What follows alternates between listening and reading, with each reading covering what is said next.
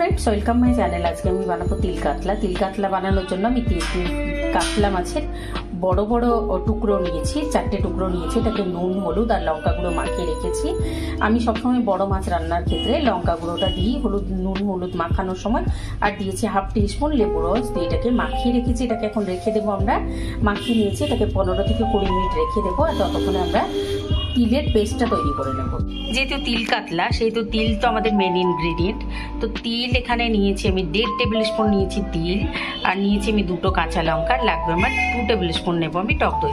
তো প্রথমে তিলটা কাঁচা লঙ্কাটা দিয়ে আমি মিক্সিতে 30 সেকেন্ড করে 1 মিনিট চালিয়ে নেবো শুকনো। তারপরে এর মধ্যে আমি টক দইটা দেবো, দিয়ে আমি এটা পেস্টটা তৈরি করে নেবো। এগুলো ভেজে নেওয়ার জন্য আমি প্রথমে নিয়ে নিয়েছি একটা ননস্টিকের কড়াই, গ্যাসের ফ্লেম অন করে দিয়েছি।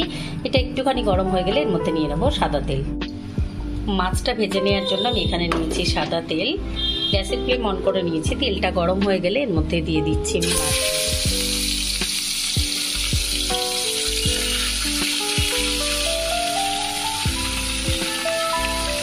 মাছটা দিয়ে দেওয়ার পরে আমি গ্যাসের ফ্লেমটা মিডিয়াম করে দিয়েছি।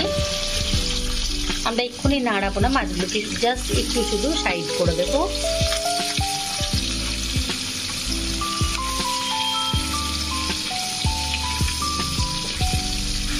এটাকে হতে দেবো।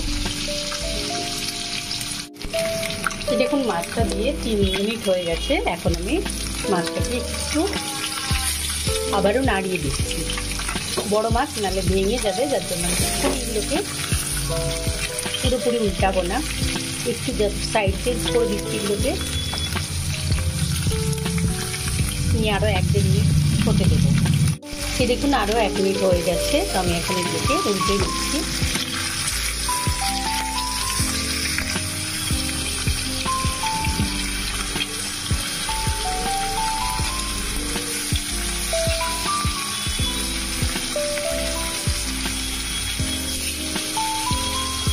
মাছগুলো উল্টে দিয়ে আবার আমি 3 মিনিট রেখে দিয়েছি মিডিয়াম লো ফ্লেমে। এখন আমি আবার একবার একটুখানি উল্টে দেখে নেব যে মাছগুলোর অপর সাইডটাও সুন্দরভাবে ভাজা হয়েছে কিনা।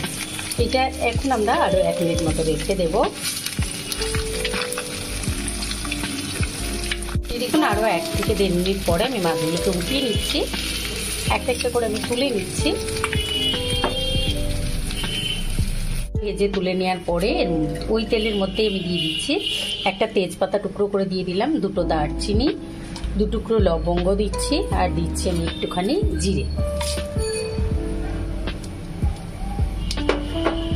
মশলার জিরেটা ফেটে যাওয়ার পরে এর মধ্যে দিয়ে দিচ্ছি আমি পেঁয়াজ বাটা। নিয়ে নিলাম 1 টেবিল স্পুন পেঁয়াজ বাটা।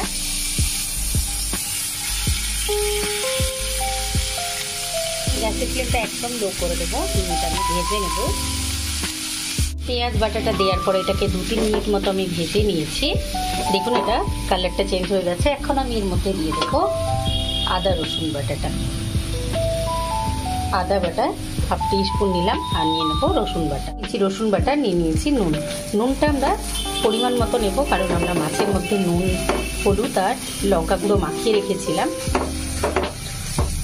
আর এখানে আমি কেন লঙ্কা গুঁড়ো ইউজ করছি না, কারণ আমরা তিল বাটাটার মধ্যে কাঁচা লঙ্কা বাটা দিয়েছি। আপনারা যদি বেশি ঝাল করতে চান তাহলে সেই ক্ষেত্রে লঙ্কা বাটা ইউজ করবেন, বা কাঁচা লঙ্কা চিড়ে দিতে পারেন। তো এখন আমি আদা রসুন বাটাটা দেওয়ার পরেও এটাকে কষিয়ে নেব 2 থেকে 3 মিনিট মতো। মশলাটা কষানো হয়ে গেছে, বুঝবেন কীভাবে? দেখুন এরকমভাবে যখন তেলটা উপরে দিকে উঠে আসবে তখন আমরা বুঝে নেব যে আমাদের মশলাটা কষানো হয়ে গেছে। এখন আমরা এর মধ্যে অ্যাড করব শুকনো মশলাগুলো। তাহলে শুকনো মশলাগুলো একটুখানি ভাজা হয়ে যাবে। গ্যাসের ফ্লেমটা একদম লো রেখেছি, আমি লো রেখে এটাকে কষিয়ে নিচ্ছি। এর মধ্যে দিয়ে দিচ্ছি আমি এখন শুকনো মশলাগুলো। এই দেখুন জিরে গুঁড়ো, ধনে গুঁড়ো আর হলুদ নিয়েছি এখানে আমি হাফ টিস্পুন জিরে গুঁড়ো, হাফ টিস্পুন ধনে গুঁড়ো, আর নিয়েছি অল্প একটু হলুদ, যেহেতু মাছের মধ্যে আমাদের হলুদ মাখানোই ছিল। নিয়ে এটাকে আমি আবার একটু কষিয়ে নিচ্ছি। আমি কিন্তু আর এক্সট্রা কোনো তেল দিইনি, প্রথমে যে তেলটা নিয়েছিলাম সেই তেলের মধ্যেই আমরা এটা কষিয়ে নিচ্ছি। যদি পরে মনে হয় যে আমাদের একটুখানি তেল অ্যাড করতে হবে তাহলে আমি অ্যাড করব। মশলাটা আমরা কষিয়ে নেওয়ার পরে এর মধ্যে দিয়ে দেবো তিল বাটাটা। আর তিল বাটাটার সঙ্গে যেহেতু দই দিয়েছি, দইটা অয়েল রিলিজ করে। তো আমি এখন এটাকে আরও 2 মিনিট মতো কষিয়ে নিই, তারপরে আমি এর মধ্যে তিল বাটাটা অ্যাড করব। এই দেখুন ছোট জারটার মধ্যে আমরা তিলটা বেটে নিয়েছিলাম, এখন নিয়ে নিচ্ছি এটা আমি। দেখুন মশলাটা আমরা কষিয়ে নিয়েছি, একদম লো ফ্লেমে এটাকে কষিয়ে নিয়েছি। এখন আমি এর মধ্যে অ্যাড করে দিচ্ছি তিল বাটাটা। এটা অ্যাড করে দেওয়ার পরে পুরো তিল বাটাটা আমি এর মধ্যে অ্যাড করে দিচ্ছি। এখন আমরা অ্যাড করে দেবো একটু মিক্সি ধোয়া জলটা, যে মিক্সির গ্রাইন্ডারটাতে আমরা তিলটা বেটে নিয়েছি এটা ধুয়ে একটু জল অ্যাড করে দেবো। এখানে 2 to 3 টেবিল স্পুন জল আমি এখানে অ্যাড করব, করে নিয়ে এটাকে কষিয়ে নেব।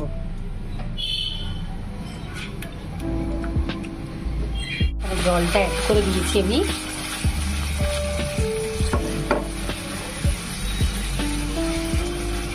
আপনারা চাইলে এই সময় একটু কাশ্মীরি রেড চিলি অ্যাড করতে পারেন, কালারটা ভালো আসবে। আমি করছি না, আমি জাস্ট এটাকে কষিয়ে নেবো। দেখুন তেলটা কিন্তু একটু একটু করে রিলিজ হচ্ছে। তো তেলটা যখন পুরো উঠে আসবে, মানে মশলাটা আমাদের কষানো হয়ে যাবে, তখন আমরা এর মধ্যে জলটা অ্যাড করব। এই দেখুন গ্যাসের ফ্লেমটা একদম লো করে দিয়ে আমি এটাকে কষিয়ে নিয়েছি। খুব গ্যাসের ফ্লেমটা লো করে এটাকে আমি কষিয়ে নিয়েছি 3 থেকে 4 মিনিট মতো খুব সুন্দরভাবে। আর দেখুন এটা কিন্তু তেলটা এখন উপরের দিকে উঠে আসছে। আমি আরও একটু 1-1.5 মিনিট মতো এটাকে নাড়িয়ে নেব। তারপর আমরা ঠিক যতটা গ্রেভি রাখতে চাইবো ঠিক ততটাই জল অ্যাড করব।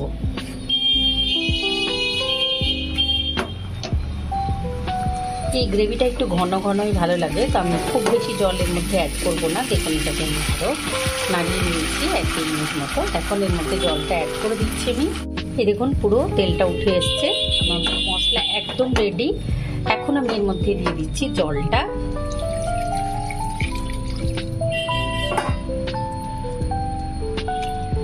জলটা দিয়ে দিলাম। এবার ফুটে উঠলে, এবার গ্যাসের ফ্লেমটা আমি মিডিয়াম করে দেবো। এটা ফুটে উঠলে, গ্রেভিটা ফুটে উঠলেই এর মধ্যে আমরা মাছগুলো ছেড়ে দেবো। দেখুন ঝোলটা ফুটতে শুরু করেছে, তো এখন আমি দিয়ে দিচ্ছি একটুখানি গরম মশলার গুঁড়ো।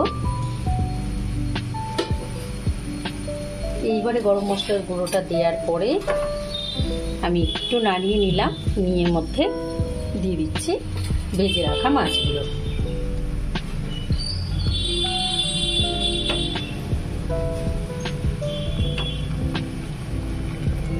ভেজে রাখা মাছগুলো দিয়ে আমি এটাকে 5 মিনিট ঢাকা দিয়ে রেখে দেব। দেখুন 6 মিনিট পর আমি ঢাকাটা টেনে নিচ্ছি। ঢাকাটা টেনে নিয়ে মাছগুলো আমি একটু উল্টিয়ে দিচ্ছি।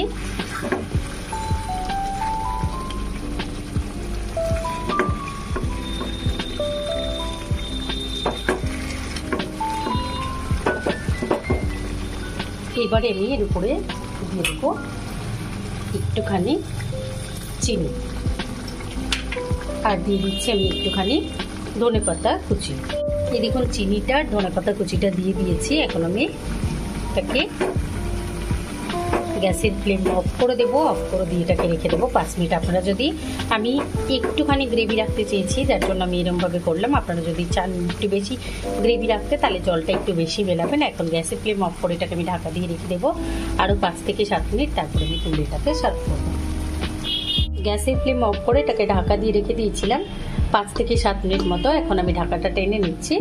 ঢাকাটা টেনে নিয়ে এখন আমি এটাকে তুলে নেব, তুলে সার্ভ করে দেবো। তো আপনারা অবশ্যই এটা ট্রাই করবেন, আর খেতে খুবই সুন্দর হয়, খুবই উপাদেয় হয়। তো অবশ্যই ট্রাই করবেন, কমেন্ট করে জানাবেন, লাইক করবেন, আমার চ্যানেলকে সাবস্ক্রাইব করবেন। Thank you.